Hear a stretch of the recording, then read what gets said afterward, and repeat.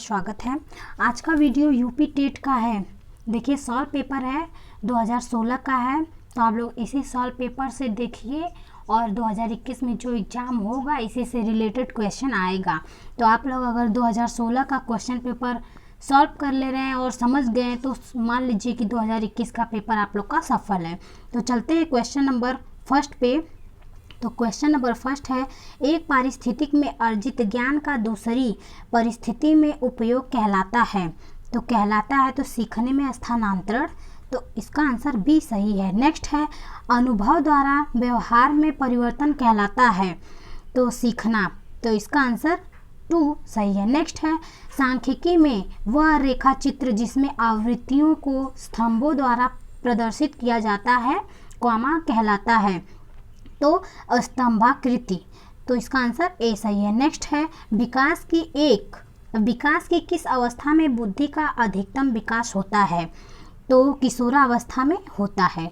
Next है, शिशु का अधिकांश व्यवहार आधारित होता है, तो अधिकांश व्यवहारित मूल प्रवृत्ति पर आधारित होता है, तो इसका आंसर ए सही है। नेक्स्ट है, अंतर्दृष्टि ब्रैकेट में सूझ द्वारा सीखने के सिद्धांत में कोहलर ने प्रयोग किया था, तो क्या प्रयोग किया था, तो वो वन मानुषों पर, तो इसका आंसर बी सही है। नेक्स्ट क्वेश्चन है, यह आवश्यक नहीं है कि उच्च बुद्धि लब्धि वाले बच्चे तो डॉट डॉट में भी उच्च होंगे, तो देखिए उच्च होंगे तो सृजनशीलता में होंगे, तो इसका आंसर ए सही है। नेक्स्ट है, ध्यान को केंद्रित करने की आंतरिक दशा है, तो जो ध्यान है वो जिसे केंद्रित करता है वो आंतरिक दशा क्या है, तो वो हमारी रुचि है, तो इसका आंसर सी यानी कि 3 सही है। नेक्स्ट है, निम्न में से किसी विधि का उपयोग स्मृति के मापन के लिए नहीं किया जाता है, तो नहीं किया जाता है तो तार्किक विधि में नहीं किया जाता, इसका आंसर 2 सही है। नेक्स्ट है, प्रासंगिक अंतर्बोध परीक्षा ब्रैकेट में TAT का विकास डॉट डॉट द्वारा किया गया है या किया गया था, तो देखिए वो मरे, तो इसका आंसर 3 सही है। नेक्स्ट है, मनोविज्ञान का शिक्षा के क्षेत्र में सबसे बड़ा योगदान है, तो देखिए जो मनोविज्ञान है उसका शिक्षा के क्षेत्र में किस पे योगदान है, तो बाल केंद्रित शिक्षा पे है, तो इसका आंसर डी सही है। देखिए ये इम्पॉर्टेंट क्वेश्चन है, 11 क्वेश्चन जो है। नेक्स्ट है, निम्नलिखित में कौन सा वृद्धि और विकास के सिद्धांतों में संबंधित नहीं है, तो देखिए कौन सा है जो बुद्धि और विकास के सिद्धांतों पर संबंधित नहीं है, तो वर्गीकरण का सिद्धांत, तो इसका आंसर 2 सही है। नेक्स्ट है, कक्षा शिक्षण में पाठ प्रस्तावना सोपान सीखने के किस नियम पर आधारित है, तो देखिए कौन से नियम पे है, तो वो तत्परता का नियम है, तो इसका आंसर 3 सही है। नेक्स्ट है, संप्रत्यय निर्माण का प्रथम सोपान है, तो देखिए संप्रत्यय का जो सोपान है तो वो किस पे है, तो इसका आंसर प्रत्यक्षीकरण है, तो इसका आंसर 3 सही है। नेक्स्ट है, प्रेक्षाणात्मक अधिगम संप्रत्यय डॉट डॉट द्वारा किया या दिया गया था, तो देखिए इसका आंसर 2 सही है, बेंडूरा के द्वारा, तो इसका आंसर 2 सही है। नेक्स्ट है, अधिगम में डॉट डॉट ने प्रभाव का नियम दिया था, तो देखिए कौन प्रभाव का नियम दिया था, तो वो थार्नडाइक है, तो इसका आंसर डी यानी कि 4 सही है। नेक्स्ट है, अवधान के अतिरिक्त अथवा व्यक्तिनिष्ठ निर्धारक है, तो देखिए व्यक्तिनिष्ठ निर्धारक रुचि क्वामा लक्ष्य क्वामा अभिवृत्ति, तो इसका आंसर ए सही है। दोस्त आप लोग तैयारी इतने अच्छे से करिए कि इस बार यूपी टेट का क्वेश्चन जो आए आप सभी के सभी हल कर ले, और हाँ यूट्यूब पे अगर आ रहे हैं तो आप लोग बस अपने पढ़ाई पे फोकस करिए और किसी चीज़ पे नहीं।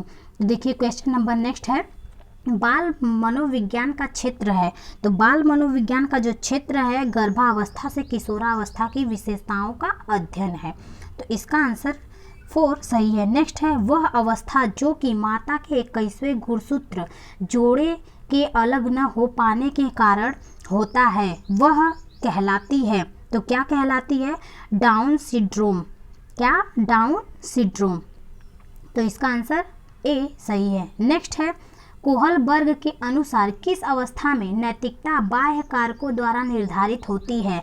तो देखिए कौन सी का अवस्था है जो नैतिकता बाह्य कारकों द्वारा निर्धारित होता है? तो वो पूर्व पारस्परिक अवस्था है, तो ये सही है। नेक्स्ट है, निम्नलिखित में कौन सा एक सही क्रम है?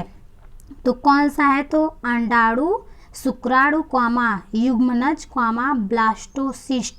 तो इसका आंसर 4 सही है। नेक्स्ट है, अंतर्मुखी, बहुमुखी तथा उभयमुखी व्यक्तित्व का वर्गीकरण द्वारा किया गया था।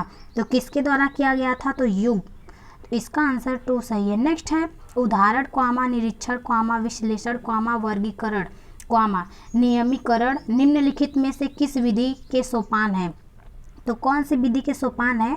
तो वो आगमन विधि के सोपान है। तो इसका आंसर 2 सही है। नेक्स्ट है, फ्रायड के अनुसार हमारे मूल्यों का आंतरिकीकरण में होता है। तो किस में होता है? तो वो पराहम में होता है। तो इसका आंसर 3 सही है। नेक्स्ट है, देखिए इंपॉर्टेंट क्वेश्चन है, व्यवहारवादी ने कहा है, मुझे नवजात शिशु दे दो, मैं उसे डॉक्टर, वकील, चोर या जो चाहूँ बना सकता हूँ। तो देखिए ये कौन से मनोवैज्ञानिक हैं जो कहे थे? तो वो हैं वाटसन। तो इसका आंसर 3 सही है।